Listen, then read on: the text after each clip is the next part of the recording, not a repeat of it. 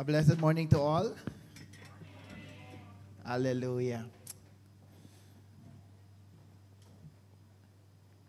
Honestly, I decided supposedly for today, hindi ako gagawa ng PowerPoint. Sabi ko kasi hindi ko natatapos yung message ng 45 minutes. I would try to preach whereby walang presentation. But the Lord impressed into my heart na dapat meron.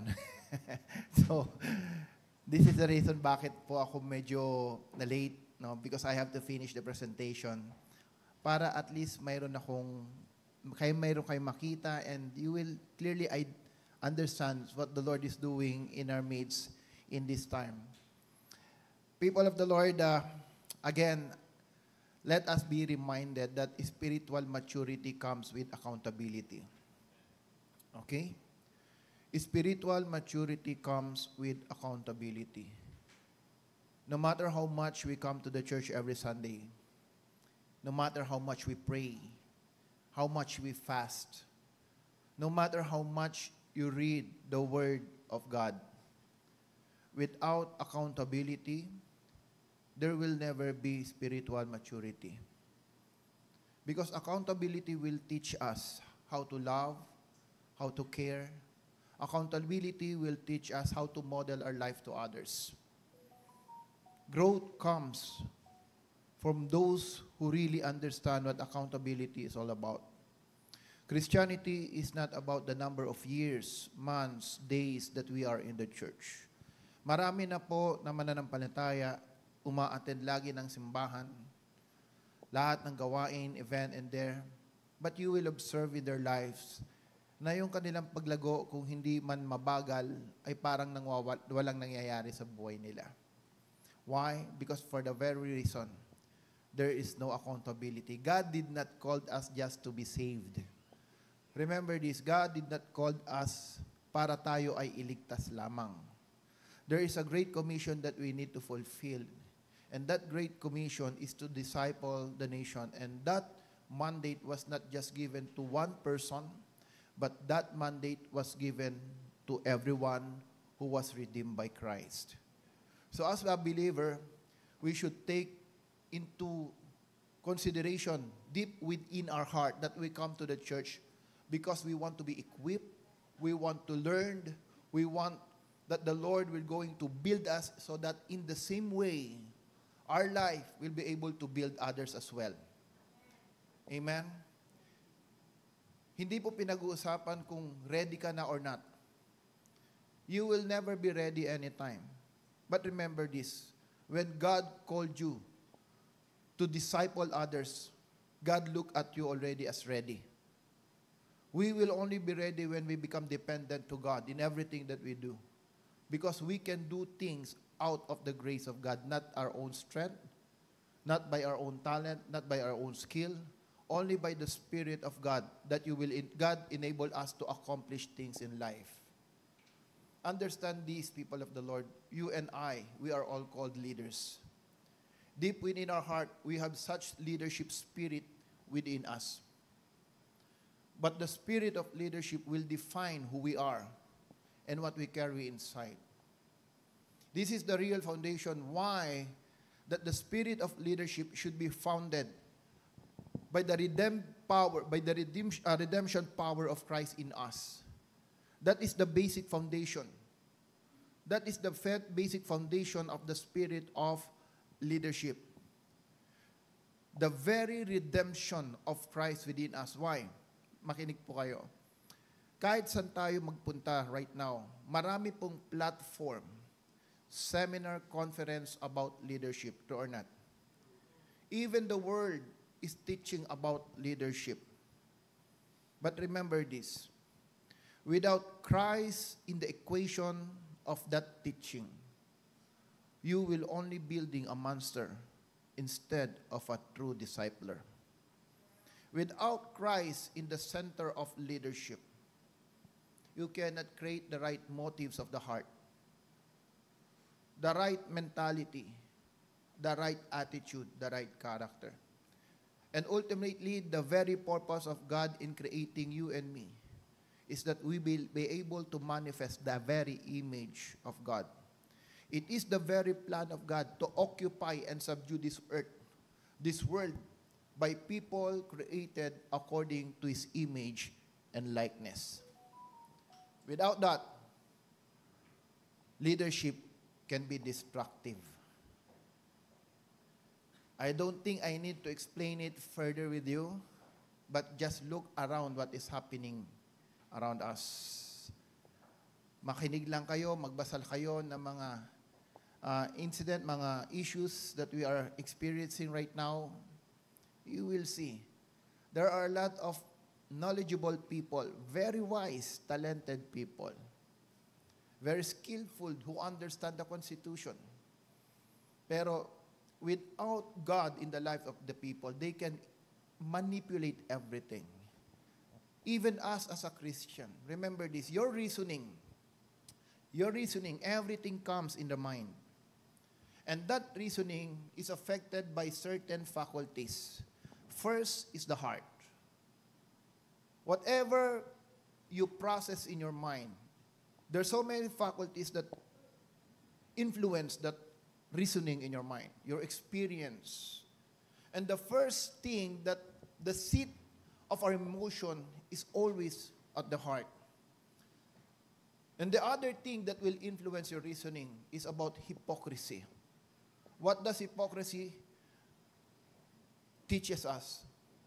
You want to do good only on the external, but deep inside, the motives is not to glorify God, but to glorify ourselves. And what is the third one? Virtue. Virtue is what we need to pursue. It is a praiseworthy attitude that at the end of the day, it is God who will be glorified. Today, I will be teaching you, I will be sharing with you that in order for us to be a leader that is relevant for the season, it takes the right mind to capture the things that God has deposited in our spirit. It takes the right mind for us to see what God is doing in our spirit. Behold, O barren woman, you will have more children than those who are ahead of you.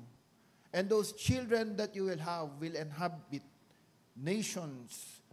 They will be able to inhabit places that are inhabitants. They are going to be more influential than those who are ahead of you. Ano pong pinapakita ng Panginoon dito? Do not dwell on your past.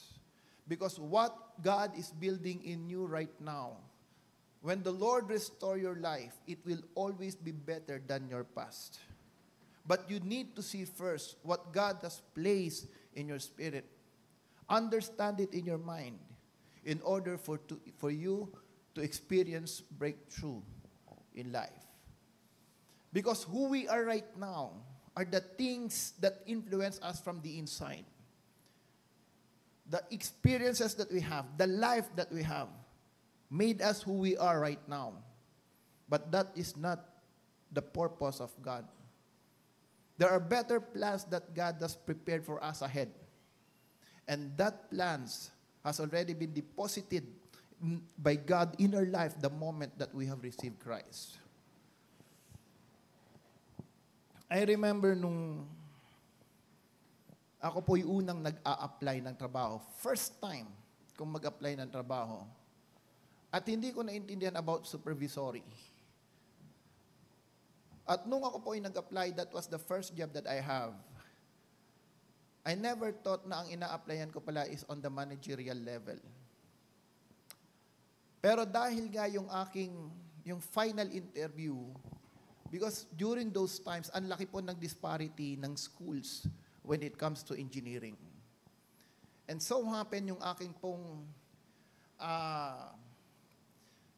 kasabay during the interview is the school is way ahead than where I graduated. Alam nyo, dahil gustong-gusto kong matanggap or gustong-gusto kong makuha yung aking yung trabaho, I really read the book about management. Nagbasa ako and I tried to understand what kind of answer should I respond sa interview. And by God's grace, at the end of the day, ako po yung nakuha. And surprisingly, nung ako po ay nakuha, I did not thought that ang hawakan ko pala is around 50 mga subordinates, comprising of technicians, quality engineer, and as well as operators. No. But I was not intimidated in spite of my age, because I do believe there's something in me that I can offer in that job. I believe on it. Alam niyo po, nung meron po akong first time na tinable, anong tawag ba doon? Sa manufacturing. Anong term na nga ang ginagamit natin doon? Hindi naman counseling. Hindi naman counseling. So, mayroon akong reprimand. Yan. Oh. Alam niyo po yung I think, that the time, mga, siguro, 20 years old. Tama ba? Mga 20, 21. Mga ganan. Yung kausap ko is 30 years old. Sabi ko sa kanya, alam mo bang mas matanda ka pa sa akin? You yourself should know what is right more than me. Alam niyo, habang nag-uusap kami, umiiyak siya. And that the first time I realized, kaya ko palang mag-repre naman ng mas matanda sa akin. My first experience. I was not guided, I was not taught. I only believe that there's something in me that I can offer. What else? Nung ako po ay mag-abroad, I did not apply for abroad, to be honest. May nag-refer lang sa akin, kumuha ng aking resume. Tinanong ako, you want to go abroad? Sabi ko, yeah, gusto ko. Pero I forgot about it. Then I was called to have an interview. At nung ako'y ini-interview na, ang mga kasabay ko po doon is yung experience 5 years, 10 years ahead of me. 5 years, 10 years ahead of me. Gabi na, 9 o'clock na ng gabi, hindi pa tapos kasi bumaba yung department manager. Direct hire kasi ako noon, direct hire. Dalawang ini-interview, ang tagal, bawat dumadating ang sabi lagi, hindi ko alam kung tinatakot ako o kung totoo. Halos 2 oras, ang oras. Ang galing nag-i-interview. Alam nila lahat. Alam mo si Goliath, ganyan, di ba? Every morning and evening, nagpre-preach siya sa Israel. Remember that? Ang buhay natin, alam niyo ba, araw-araw may nagpre-preach din na demonyo. Oh, mamaya ko na-explain yan. So dumating yung unang in-interview, ang galing-galing niya, lahat ng department alam niya. Nandoon ako nakikinig. Talaga, sabi ng isa. Yes, di pumunta ng isa. Siya naman in-interview, inurasan ko, inabot ng 1.5 oras. Ang tagal din, pagdating niya sa akin, ganun din ang sinabi, grabe yung nag-i-interview, parang wala kang lusot. Lahat ng area, alam niya. Lahat ng area, alam niya. Pero take note, these are final test engineer. Final test engineer yan. Sa semiconductor, you have the front line, the end line, and the final test. Iba-ibang department yan. Ang work ko before, I was a customer service representative. As a customer representative, alam ko ang buong process ng manufacturing from front of line to final test, to quality control, to engineering, even accounting and impex. Alam ko lahat yan. Nung ako na po ang in-interview, ilinatag yung isang bond paper. Isang bond paper lang, ilinatag sa harap ko. What is this? Yun ang sagot. What is this? Ang sagot ko sa kanya, that's a job of a customer service. Isang tingin ko lang, that's a job of a customer service. Ang sunod na pinag-usapan namin about the job, about the offer. Magkano gusto mong salary? Sa loob-loob ko, wala pang 5 minutes, salary na pinag-uusapan namin. Tapos, tinan nyo, what's the conditions of your wife? Sabi ko, yung wife ko is buntis, manganganak na. Pwede mong dalhin yung wife mo doon. May bahay kang sarili. doon kayo tumira. There's no problem. Maganda doon. Teka lang, sa loob-loob ko, 2 oras at kalahating oras yung dalawa. Ba't parang pinag-uusapan na namin dito, trabaho na. Negotiation na. Sabi niya, alam mo, ikaw ang pinakamaiksing experience sa dalawa, pero ikaw pinakamalaking humingi ng sweldo. Hindi niya alam. Kababasa ko ng libro. At ang sabi sa libro, when you go out of the country and you ask for a salary, make sure triple or quadruple yung salary mo. Masunurin ako sa principle. Nothing to break. So, in-applyan ko. Nagsabi ako ng salary. Ito na lang ang tanong niya. Marunong ka bang gumamit ng Microsoft tools, yung mga Excel, Word? First time kong narinig. Kasi hindi pa uso nun eh. Di ba? Alam nyo ba ako, nag-program ako ng, first time kong programming ng Dumbo. Programming namin. Ang ginamit pa, dot matrix eh. Nakapag-program ako. Ganun ako katyaga. Alam nyo ba yan, yung mga matrix lang na ginagamit? Ha? Fortran ba yan? Bala ka kayo, hindi ko alam kung ano yun. Basta yun lang. Tinanong ako yung Microsoft. Marunong ka ba? First time ko narinig. First time, to be honest. God is my witness. Alam mo, sagot ko, yes. Sa loob-loob ko, okay na interview, ba't ko pa sasabihin no? You see, if you want to break through in life, make sure you carry the right mind. If you know what you have inside, your mind will follow. Hawak-hawak tayo sa mga... True not? Mamaya makikita niyo. The real problem in a person is how you process what God has put in your spirit with your mind. How you execute everything with your mind.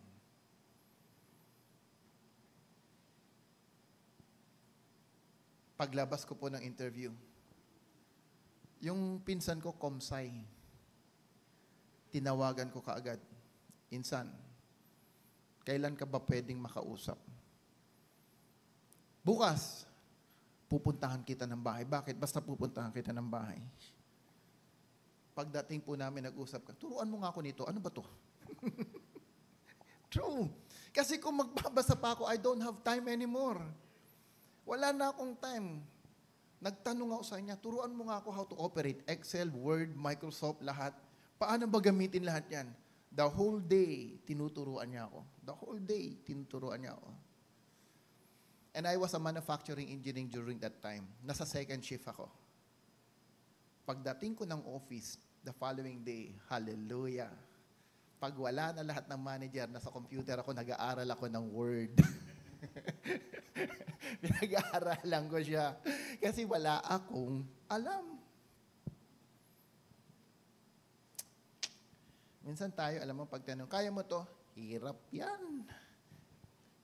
Di ko kaya yan. I don't know how to do it.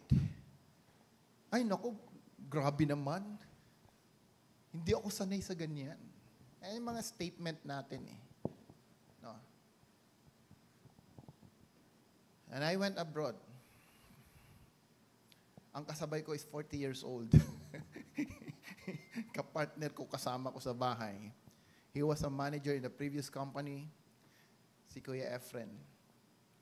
Nung nag-uusap kami, sabi niya, huwag kang magpapa-intimidate sa foreigner. Hindi ko naisip yun, ah. hindi ko naisip yun, ah. Bakit? Pag yan na ipag-usap sa'yo, they feel superior. Brother Wine knows, we are the same industry. Ganun ba? Pero I was never intimidated. I was never intimidated. Why? Kasi kailangan kong pera eh. Panganganak si Sister Ken. Pag alam mo, pag kailangan mo ng pera, walang imposible sa'yo. Kidding aside. Pero yun yung ibang, di ba? Pero kahit kailangan mo pera, kung talagang hindi mo alam what God has deposited in your spirit, aatras ka kay Goliath. Pagdating doon, yung nag-advise sa akin na do not be intimidated, every day, stress siya, ako patawa-tawa lang. Sabi ko, ba't parang nagkabaliktad? Ba't parang nagkabaliktad? Write this down. Success and failure begins in the mind. Your success and your failures begins in the mind.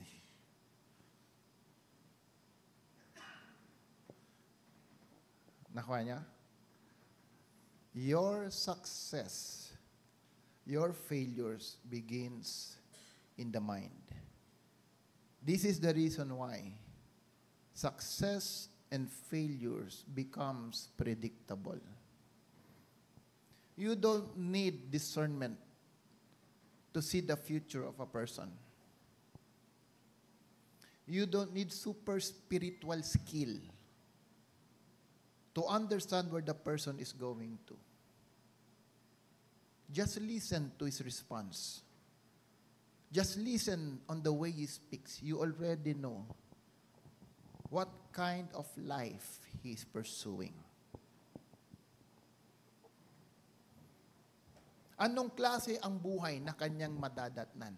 Pagsasalita pa lang, decision pa lang, respond pa lang, alam mo na the quality of life that he will be living.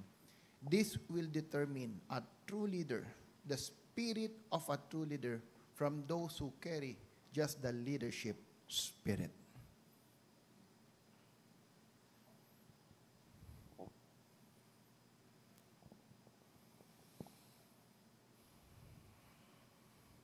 The mind's posture shapes our response each time God's word touches our spirit. The mind posture shape our response every time we receive God's word in our spirit. When your mind is corrupted, when your mind is overshadowed by your past, pag ang ikaisipan mo ay nababalot ng nakaraan, nakaangkla sa mga problema, sa mga sitwasyon na hindi maganda ng buhay mo, it will always be clouded. That will hinder you to see what God has called you in the Spirit. Why the Lord saved you, why Christ redeemed us. It will clouds everything, the real purpose of your life. Kaya marami nagsasabi, ganyan talaga ang buhay. Kamustahin mo, kamusta na ka na ngayon? Ang laging sagot, ganun pa rin. Walang pagbabago. Pero lagi naman nasa simbahan. Lagi namang uma-attend ng church. Nagbabasa naman ng Bible. Kung nagbabasa nga ng Bible, nananalangin naman. Pero kamustahin mo ang buhay? Tignan mo yung kanyang accountability. Tignan mo yung kanyang responsibility. It remains the same. Why? Unless you see what God has is creating within your spirit, you will never have a breakthrough. We will never have a breakthrough. I have a question. Makinig kayo. May tanong ako sa iyo. Do you believe that the gospel of the kingdom will be preached in the whole world? Naniniwala ba kayo na ang gospel of the kingdom will be preached in the whole world? Can you raise your hand sa mga naniniwala na ang gospel po ng kaharian ng Diyos will be preached in the whole world? Tama? So, lahat ng nagtaas ng kamay, be ready. The next question, bakit ka naniniwala?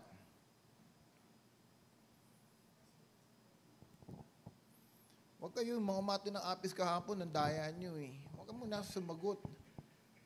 Narinig nyo na? Wala, hindi nila narinig. Okay, dito ako. Bakit kayo naniniwala?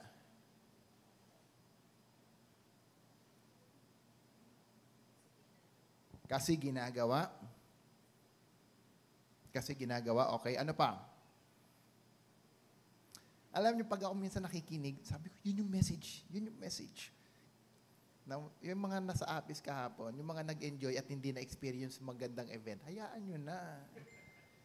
Now, mamaya pag-usapan yung mga nagagandang experience, inggitin nyo lang. Ang sarap ng relationship, di ba? Yung kinain natin, yung kay PC. Hayaan nyo na muna yun. Yung, inggitin nyo na lang. Alright. O, yung mga apis dyan, may spy cam, reminder lang. Baka mapili kayo. Aral-aral din pag may time. Okay. Bakit? Dito ako magtatanong sa kabila. Sa tingin nyo, bakit kayo naniniwala na ang gospel of the kingdom will be preached in the whole world?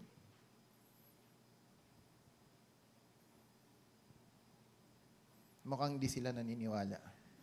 Naniniwala ba kayo that the gospel of the kingdom will be preached in the whole world? Yes or no? Yes. Bakit? Yes. Ang lakas ng tenga mo. Sorry. Yes. Because it is written in the Word of God. Amen. Now, if it is written in the Word of God, kamusta ang condition ng pamilya mo? Do you preach the gospel of the kingdom to your family? Kamusta ang condition ng anak mo? Do you believe that without the gospel of the kingdom, our loved ones, our family, those who are people around you, they are condemned?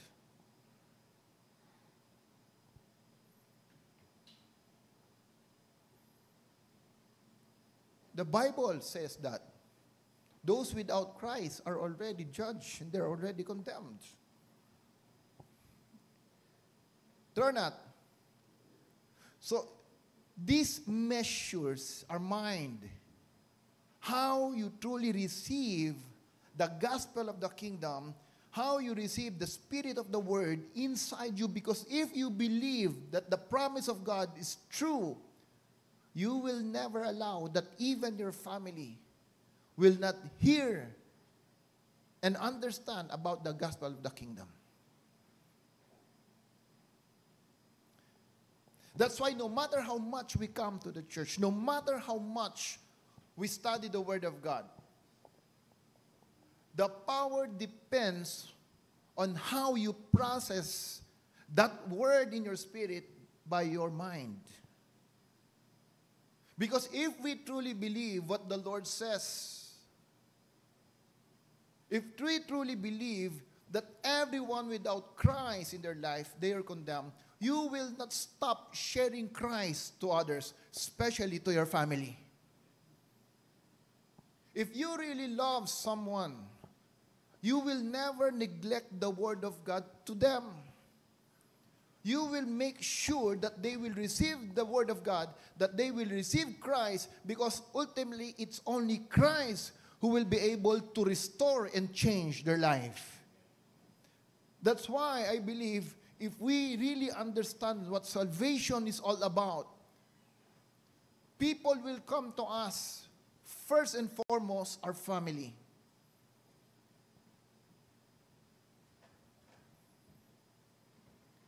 But our life is so dulled in the matters of this world na ang alam lang natin that will sustain our family are the material things of life. Material resources. Pag nagbibigay ako sa pamilya ko, nasa-satisfy ko yung gusto niya, kahit mali ang ginagawa niya, hindi ko siya itatama, enough na yon. masaya siya, maayos siya. I will not rebuke, I will not teach him the Word of God because I don't mind. Whatever the condition of his spirit.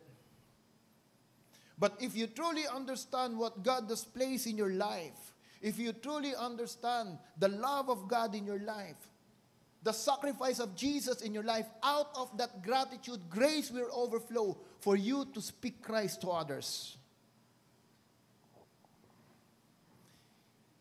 Kahit hindi ka turuan to make evangelism, the passion, the zeal that you have with the Lord will enable you to be accountable to others.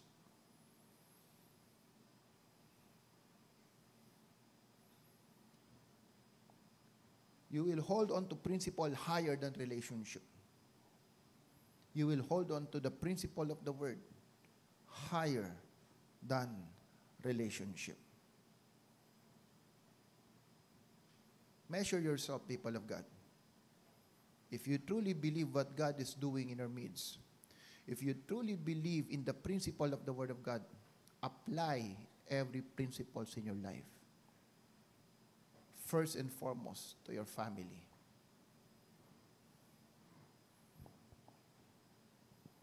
There are 3 things that you need to master and conquer when it comes to your mind.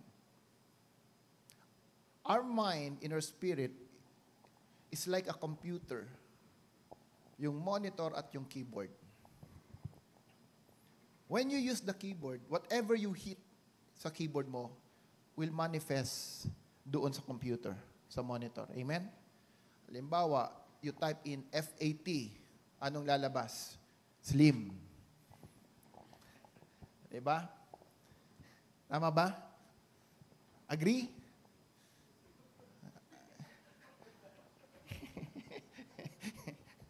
Kayo, maiingat kayong sumagot eh. Diba? O iligan nyo, SLIM. Anong lalabas? Fat. Kita nyo, kayo nga ayaw nyo mag-agree. Kasi mali. Di ba? Di ba? Pag naglagay ka ng BIG, ang lalabas sa screen is big. Tama? Pag maglalagay ka FAT, fat. Everything that you hit on the keyboard will always show on the screen of your monitor. True or not? That's the same thing with your spirit. Whenever God touches your spirit, every word that God is putting in your spirit will show in your mind. That should be the case. But again, if the mind is corrupted, if there's a confusion in the mind, when God inputted salvation, ano ang magmamanifest sa mind? Nothing. The things of the world. But if our mind is right, pag ang ilinagay sa spirit mo, FAT, automatic, your mind will process it as fat. This is John 1:12 is all about. For those he foreknew, they have given the right, for those who receive him, they have given the right to become the children of God. Your capacity to receive in the Spirit should enable you to become children of God. Amen? Now, how should I deal with that? How should I process it correctly in my mind, those things that God has placed in my spirit?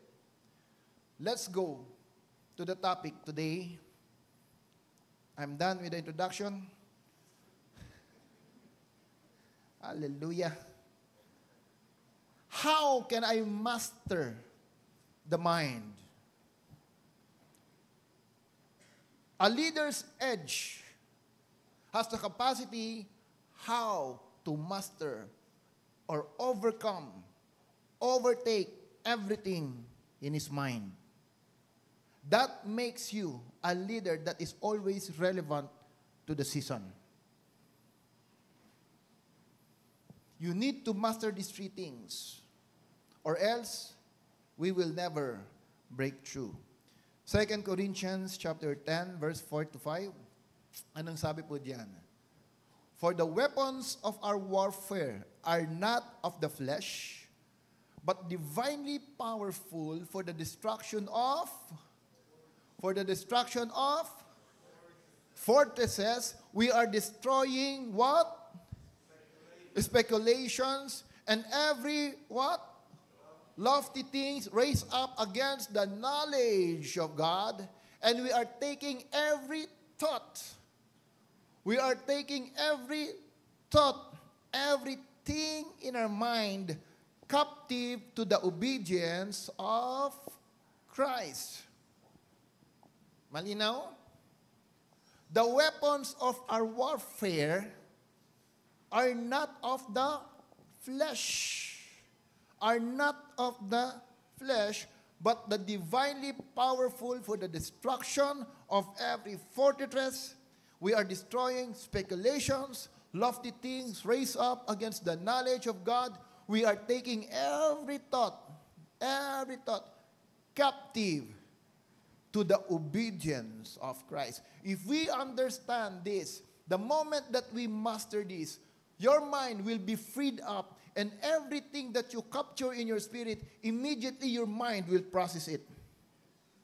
And the moment your processes, you will not have the burden, the challenge to obey every principle of the Word of God. That's why the Bible says, my words is not a burden. Ang salita po ng Diyos, hindi po burden yan na para sundin. If we understand how to process, to receive the Word in our spirit, process it rightly in our mind, every principle of the Word will become ultimately the foundations of our life.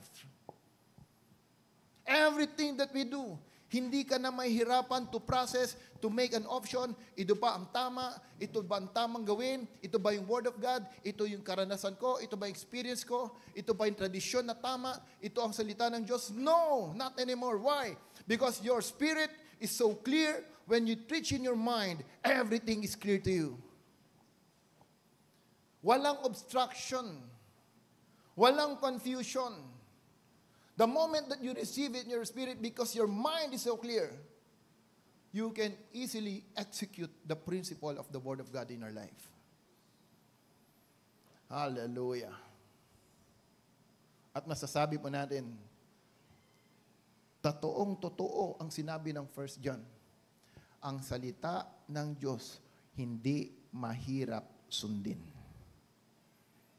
Sabihin mo sa katabi mo, ang salita pala ng Diyos, hindi mahirap sundin. Ulitin mo, ang salita pala ng Diyos, hindi mahirap sundin. Kaya palang sabi ng Panginoon, huwag mong kaligtaan ang Sabat, ang pagsalo-salo tuwing linggo, hindi pala mahirap sundin. Ba't nawala?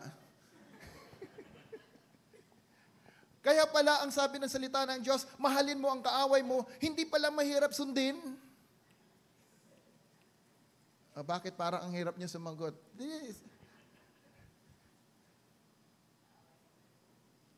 Kaya pala ang sabi ng salita ng Diyos, magbigay ka ng kaharian out of the gratitude of your heart. Give your best in the Lord. Hindi pala mahirap sundin. Hindi pala mahirap sumunod sa aking mga leader sa life group. Kasi sabi ng salita ng Diyos, obey every leaders. Amen? Sabihin mo sa sarili, hindi pala mahirap sundin yung pagsunod sa maging leader ng life group ko.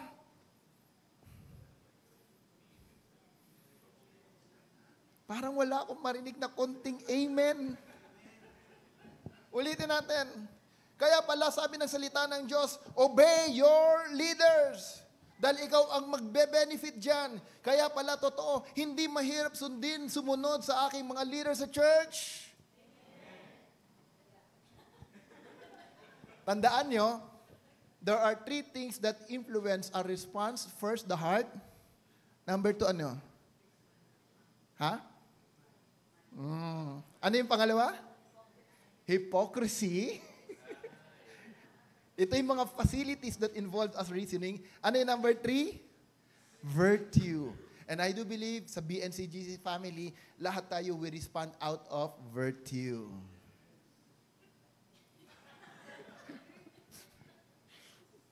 Ang hirap magpakatotoo, no? Out of us, we respond out of virtue. Ulitin ko. We respond out of virtue. Amen. All right? You see, people of the Lord, this is the reality. That's why we have issue discipling the nation. That's why we have an issue with accountability. It is not because of the Word of God. It is about what we carry in our mind. If your mind is right, the price is right. Okay ba? Sticky statement. If your mind is right, the mind is right. All right? Now, let's understand what this fortress. Fortress is a thought pattern that will not allow you for your breakthrough. It's a thing that are impregnable. Alam niyo sa Bible, yung fortresses, ang tawag diyan is garrison. Ang garrison sa isang kingdom, ang illustration diyan, parang ito yung area na nakaharap yung maraming kanyon. All the weapons are there. No? Na ang hirap mong pasukin, ang hirap mong ma-penetrate. And people of the Lord, in your mind, there are fortresses that you need to overcome.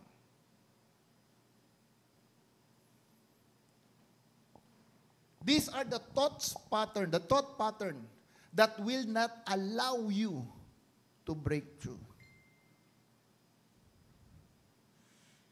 Understand? Nagsisimula ka pa lang, defeated ka na.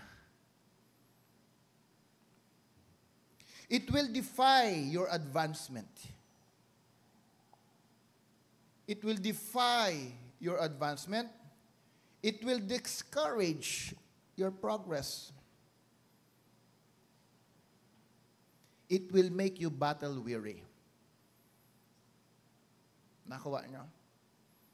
Fortresses in our mind will not cause you to possess your promised land.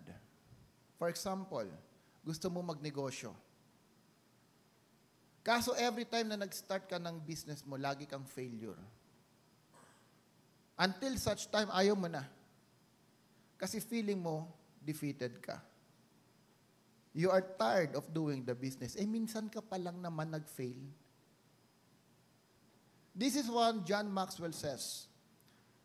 Ang difference ng successful person and those who are mediocre is how they accept defeat and failures in what they do.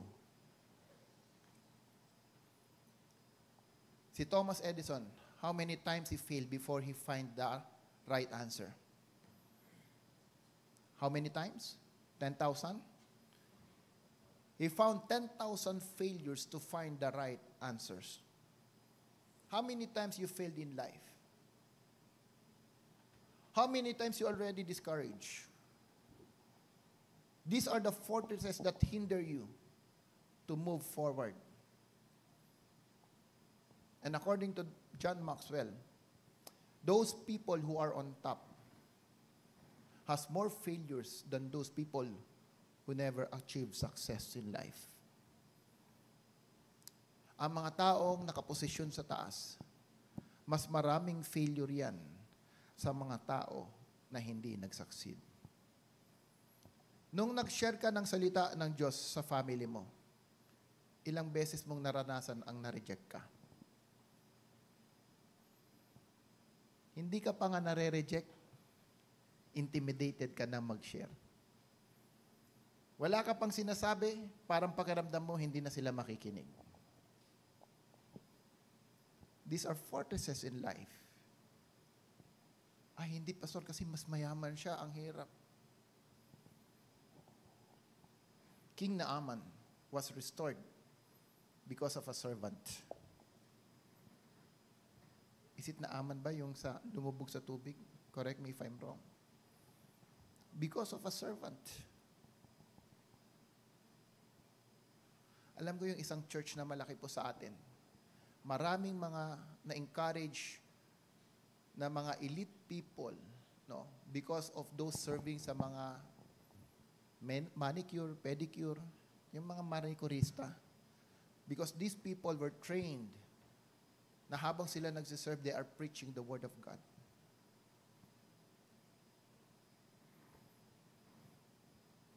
How much of the Word of God do you preach to your children? How much of the Word of God do you share to your family to bring them into the kingdom of God?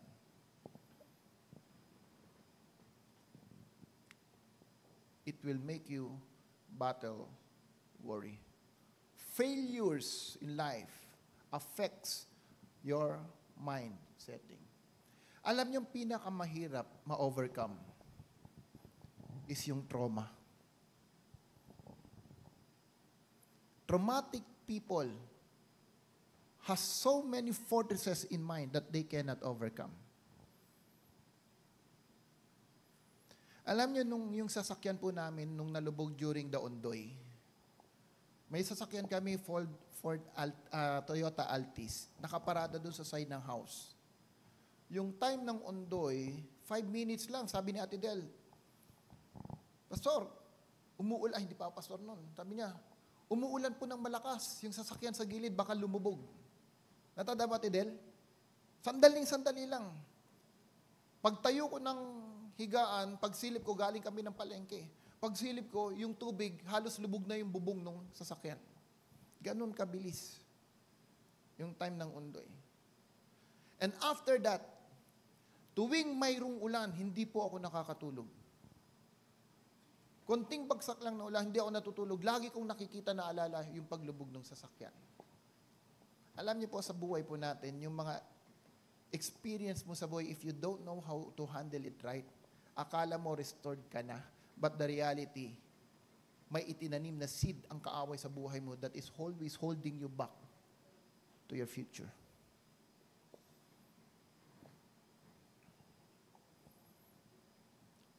Fortresses makes you believe your circumstances more than the power of God's word. Fortresses makes you believe your circumstances more than the power of God's word. Mas pinaniniwalaan mo ang sitwasyon ng buhay mo kaysa sa kakayanan na ilinagay ng Diyos sa spirito mo.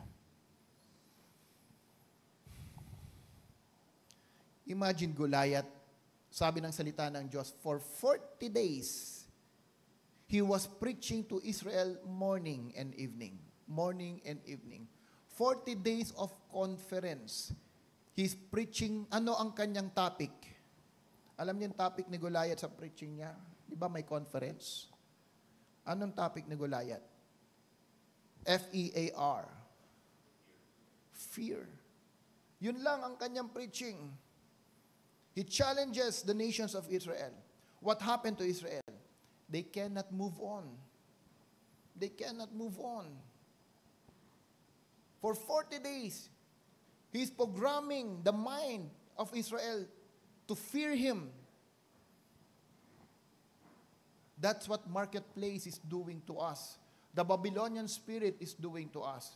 It makes us realize, it programs our mind that the solution is always in the world, not with God.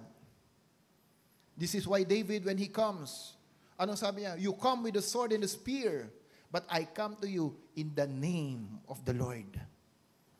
Greater is he who is in me than him who is in the world. When you submit yourself to the greater light, you will not submit yourself to the lesser light. Remember this. When you submit yourself to the greater light, you will never submit yourself to the lesser light. you need to see what God has deposited in your spirit and capture it in your mind. Learn to destroy fortresses in the mind, and you will experience breakthrough. One of the seed that the enemy will put to you is discouragement. Discouragement. Pastor, ikaw ba hindi nadi-discourage? Maraming beses nadi-discourage ako. Sino dito hindi nadi-discourage? All of us, we experience discouragement every day. Dormant, not. Makita mo pa lang yung bill mo ng Meralco, madi-discourage ka na. Ang bihirang bill to. Salary ko na to. Di ba? Pag ganun ang mentality mo, bill ng Meralco, lahat, ang daming discouragement. Yung mga utang, babayaran, discouragement. Turn out. But look at this. Even David experienced discouragement. But a true leader knows and understands how to face discouragement. The Bible says in David, nandiyan ba yan? Next please.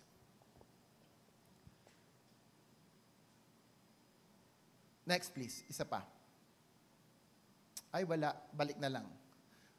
Open your Bible in 1 Samuel 30 verse 6. 1 Samuel 30 verse 6. Be like David. Moreover, David was greatly distressed. Greatly distressed. Because the people spoke of stoning him. For all the people embittered each one because of his sons and his daughters. Pero anong ginawa ni David? But David strengthened himself in the Lord his God. David strengthened himself in the Lord his God. Remember, every time you face discouragement, go back to what God deposited in your life. Make the principle of the word to be the foundation and the strength of your lives.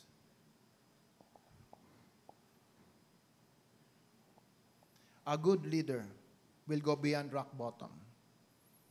A good leader, life group, those who are accountable to others, remember this. A good leader will go beyond rock bottom where water resides and restore vision to the people. If you are truly a leader and if you carry the spirit of leadership, you need to address accurately every discouragement in life.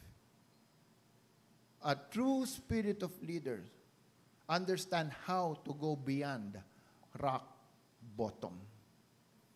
May kasabihan nga kung ikaw ay nasa laylayan na ng problema mo, walang ibang lugar na ikaw ay pupuntahan kundi ang paangat. Kaya wag mo isipin kung wala ka pa dyan, okay pa yan. Pero the moment you hit the rock bottom in life, there's no way to go but to go up. Amen? Hindi po yung to exit life. It's not the solution. Marami, when they hit rock bottom, they exit life.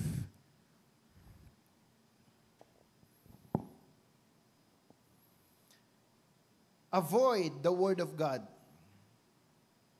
Avoid the word. Ito yun avoid the word. If you are truly a leader, avoid this word. I don't know.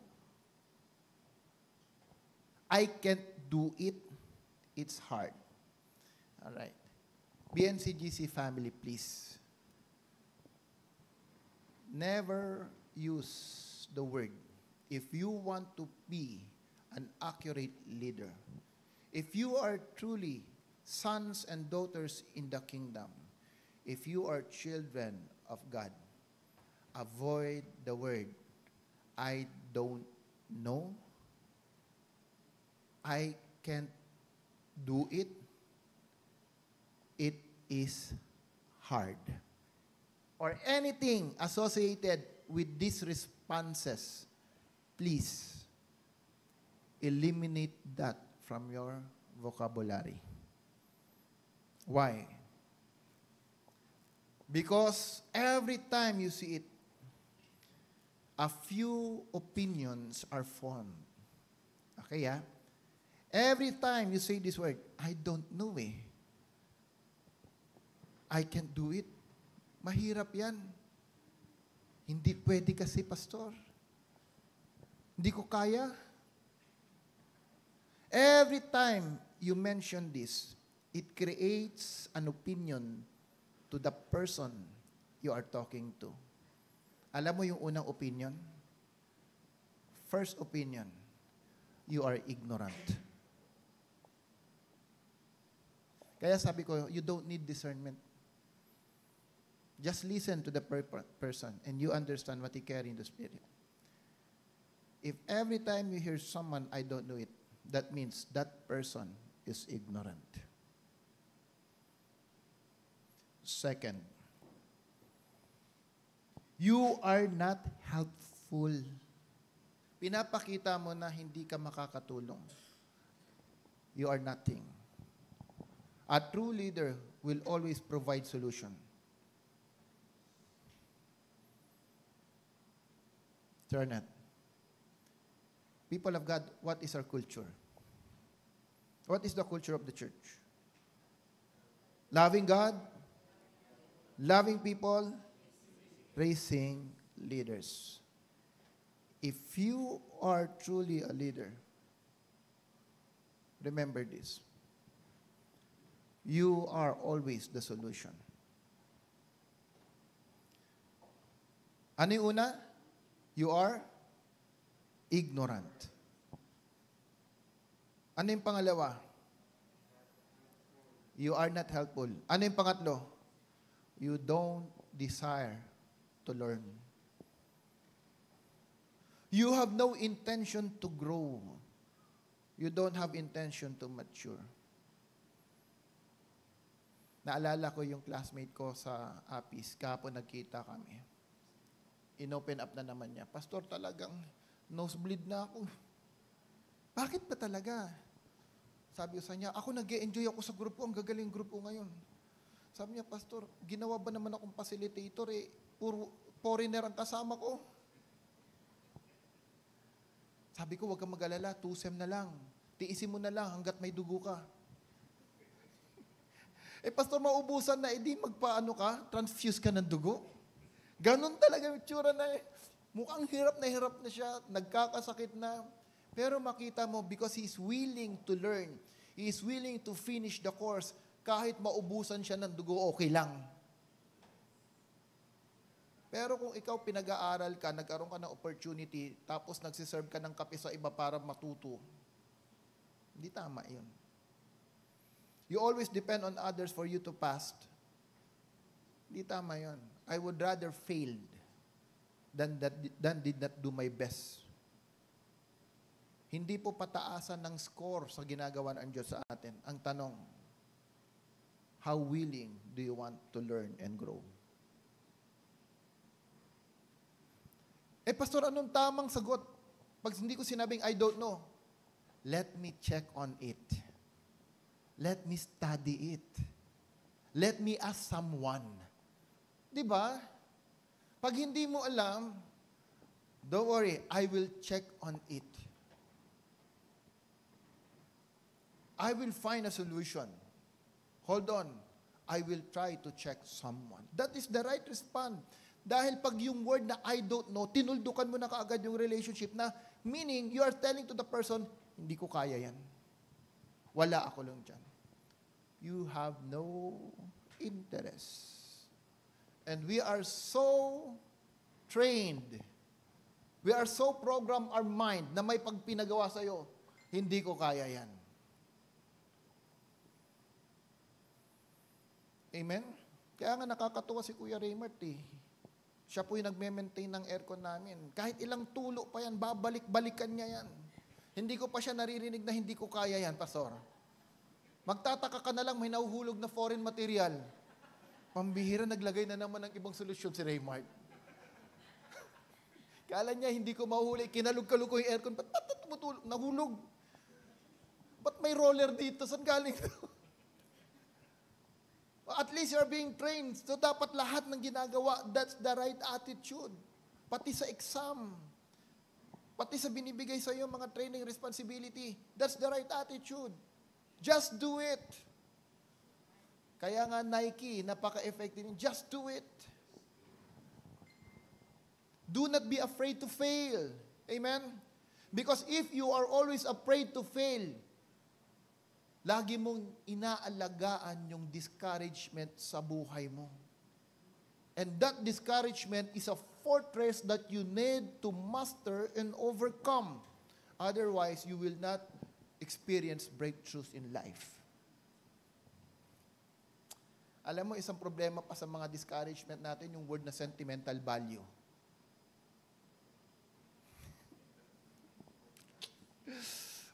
Kaya alam nyo ba, si Tera, naiwan sa Haran. Alam nyo ba yung Haran? A place of sorrow. A place of sorrow.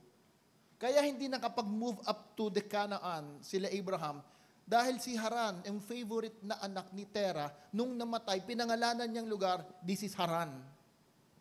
So nanatili na lang sila doon. Alam nyo, marami sa atin po, nanatili na sa harang. Naharang na. No, yung mga sentimental values in life. Yung mga gamit na hindi mo na pwedeng gamitin, nandiyan pa rin. Maganda kasi ang memories niyan eh. Ba't ayaw mong i-release para magkaroon ka ng additional space? Ang dami nating mga haran sa isipan natin na hindi mo ma-release. Why? Sayang kasi yung memories eh. True or not? Minsan yung gamit mo, mas mataas na yung maintenance, maintain ka pa rin ng maintain dahil naalala mo baka nung araw, dyan kayo laging magkasama. Alright. Alam niyo na, ewan ko si Lemuel ata o si David. Sino ba yung may Mickey Mouse? Yung love na love niya yung Mickey Mouse niya. Si David may Mickey Mouse yan. Yung Mickey Mouse, galing sa Walt Disney, matigas ang ilong. Ngayon, naawa kami kay Mickey Mouse dahil lagi niyang inangat-ngat yung ilong, nawala na yung foam. Makita mo ilong niya, laglag na, hindi na mukhang Mickey Mouse. Laglag na, bumili kami ng bago para palitan. Alam mo, dala-dala niya yung walang ilong. Walang ilong. Why? Dahil may sentimental value. Nung pinakiramdaman ko, iba nga yung feeling nung walang ilong sa may ilong. Alam mo, pag nasanay ka na, ako mayroon akong una nung araw, hindi ko maiwan-iwan. Lahat ng pupuntahan namin, yung una na yun, hawak-hawak ko. Kasi pag hawak-hawak, ginaganong ko, parang inaantok ako, nakakatulog ako. People of the Lord, maraming sa buhay natin. Because of the sentimental values, you cannot move on. Even in a relationship, wala nang naitutulong, pabigat na, nandiyan ka pa rin lagi, kasi nga, sayang ang sentimental value. Then you pray for success. You pray for progress. You fast and you train. Sabi nga ni Dr. Jonathan David, if you never address your fortresses in mind, listen here, and you intensify your prayer and fasting, you know what's the result? You will also intensify the defeat in your life. Ulitin ko. If you did not master, overcome yung fortresses ng mind, kahit manalangin ka pa and intensify your prayer, intensify your fasting, the result will be you're intensifying, you intensify the defeat in your life because the problem lies in the mind.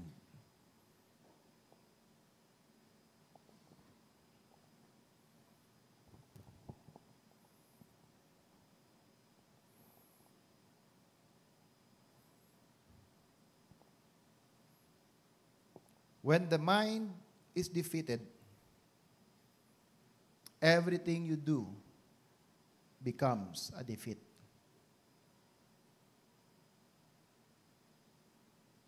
When the mind is defeated, everything you do becomes a defeat. When you cannot see the way out, you will never go out. Hallelujah. When you cannot see the way out, you will never go out. Let's go back to the verse, 2 Corinthians 10:4-5. Then I will end it here. For the weapons of our warfare are not of the flesh, but divinely powerful for the destruction of fortresses. We are destroying speculations and every lofty thing raised up against the knowledge of God. We are taking every thought. Let's say, we are taking every thought captive to the obedience of Christ. People of God, it is a must for you to understand that the problem is not what you receive in the Spirit. The problem, how you process that in your mind. And the first thing that you need to address, master, overcome the fortresses in the mind. Let's all stand.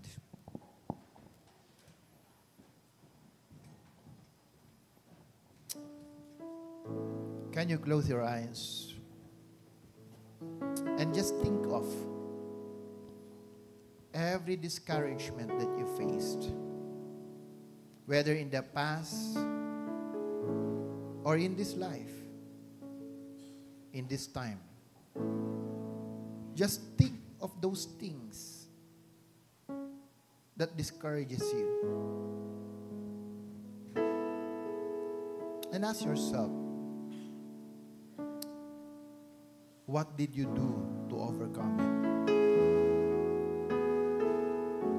And what obstructions, hindrance it meets you in order for you to move on and accomplish the purpose of God for your life. Remove the spirit of hypocrisy. I believe marami sa atin, sometimes we are being held back by the circumstances of life. Yung mga hindi makarandang karanasan natin sa patuloy na nabubuhay sa atin until now. Kaya no matter how much we receive good news about the kingdom of God, the good news about the Word of God, patuloy that we are being held back by those memories. Have the strength, because the Lord reminds us, remember barren woman, God is conceiving children in your spirit. God is conceiving truths, promises in your life that will enable you to overcome the things in life. If you truly love God, if you truly believe in His Word, walk on it. Embrace it. Do not be afraid of failures. Do not be afraid to be discouraged. But like David, go near to God and encourage yourself in the Lord. Hallelujah. Come on, just think, meditate the message right now. Be accountable to someone. Be responsible enough. Submit to your leaders, people of God. Submit to your leaders. Apply the principles of the Word.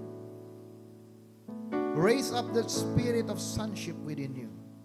The spirit of sons and daughters in the house and the kingdom. Manifest that Christ-likeness in your life, the image and the Christness of life, by abiding to the principle of His Word. Oh, hallelujah. Oh, yarabasika rabashanda rabayanda rabayanda. Oh, rabababasika rababashanda. There's power within you that allows you to break throughs in life. You are an overcomer. You are an ambassador of Christ. You are the children of God. Oh, hallelujah. God is your fortresses. He is your sun. He is your shield. He is your life. If you abide on the greater life, you will not submit yourself on the lesser light.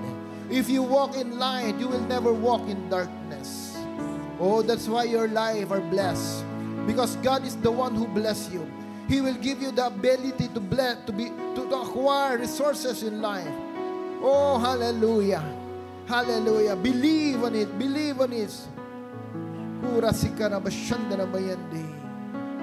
Oh, hallelujah.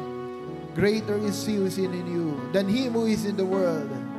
God created you to take dominion upon dominion, to rule over upon the creation. Do not allow creation to take rule over you. You have the power to take rule and dominion over every creation. You have the capacity to influence people around you, your family, your children, your loved ones, your friends, your neighborhood, your community. That spirit is already inside you, people of God. Believe on it. Walk on it.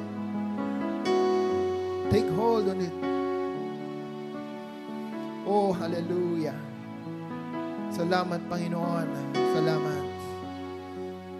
Oh, Father, give us the grace to overcome and breaks every fortresses in our mind that hinder us from doing your will, from excelling in life, from moving forward, so Lord. Give us that grace, oh God, to overthrow every discouragement in life, every negativity in life, failures, oh Lord, fears. For greater is He who is in us than him who is in the world. Say to yourself, simula sa araw na to, I will overcome. I will never be fearful. I believe that the Word of God is true, absolute, universal, and it applies in my life. I will be changed. My mind will never be the same. I will break through. I will break forth because greater is He who is in me. The Spirit of God is in me. I have the mind of Christ. I am an overcomer. I believe in Jesus' name. Hallelujah. Salamat, Panginoong Diyos ng God. Fill us with your Spirit, Lord. Holy Spirit, minister to us. Minister to your people, even those who are watching the televisions, oh God. If they experience trauma, if they experience failures, if they have experienced discouragement, let them know that the Spirit that you have conceived in them when they receive Christ, oh God, is more than enough for them to master and overcome every failures and negativity in their mind. Therefore, by your grace, oh God, our life will be changed. Our mind will be changed. We will be an overcomer, oh God. We are your ambassador, O Lord. Salamat. We will take dominion upon dominion. We will be able to influence our neighborhood, our community, our family, and our relatives. Create that spirit of accountability inside us, O God. Salamat, Panginoon. Salamat. O, pangunahan niyo ang bawat isa sa amin, Panginoon, na ang bawat salita mong amin tinanggap sa umagang ito. Ito, Lord, ay aming malalakaran. Lord, and I pray this, I pray in the name of Jesus. Amen.